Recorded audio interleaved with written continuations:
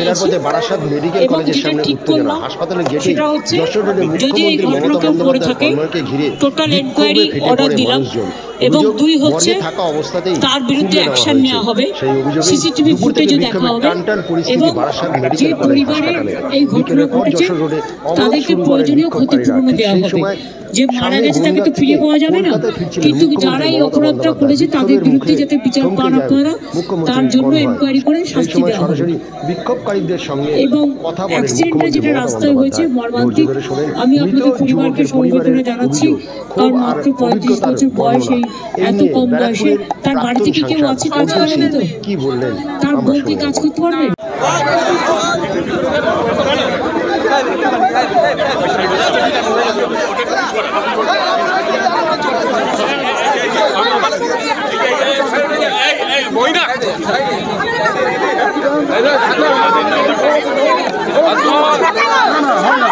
আপনার হাসপাতালের ব্যাপার থেকে আরে হাতটা ধরে আগা না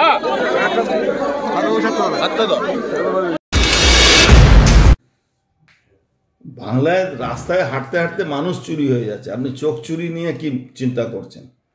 মমতা ব্যানার্জি অনুপ্রেরণায় আরজি করে চুরি করার জন্যই তো অভয়া খুন হয়েছে, আর তো কোনো কারণ ছিল না।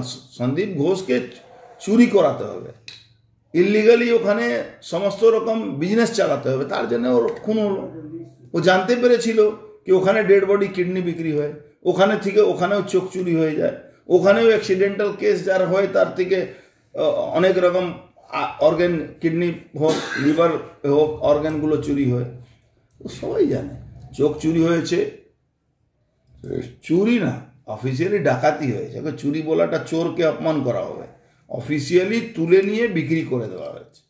এটা মমতা ব্যানার্জির সরকারে এটাই হবে। এটা নিয়ে বাংলার মানুষকে ভাবতে হবে কি এই মমতা সরকার কতদিন আর থাকবে, কতদিন এই ধরনের ঘটনাগুলো ঘটবে। বারাসাতের সাংসদ তিনি নিজে একজন ডাক্তার, সেখানে বারাসাতের একটা মেডিকেল কলেজ, সেখানে চোখ চুরি হয়ে যাচ্ছে।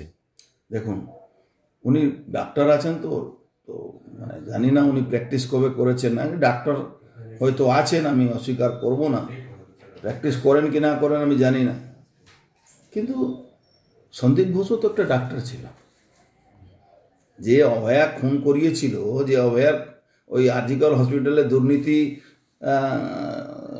মাস্টার মাইন্ড ছিল, সারা বাংলাতে ওই নর্থ বেঙ্গল কি বলা যেত ওকে, নর্থ বেঙ্গল টিম, নর্থ বেঙ্গলের যত ডাক্তারের টিম তারাই রাজ করবে। কিন্তু লুটের কাজ তো ডাক্তাররাই এখানে করছে পশ্চিমবাংলা। তো আমি যেটা মনে করি কি মমতা ব্যানার্জি যে রাস্তায় বাংলাকে নিয়ে যাচ্ছেন, যদি মানুষ সচেত না হয় তাহলে কিন্তু খুব কঠিন করুণ অবস্থায় যাবে।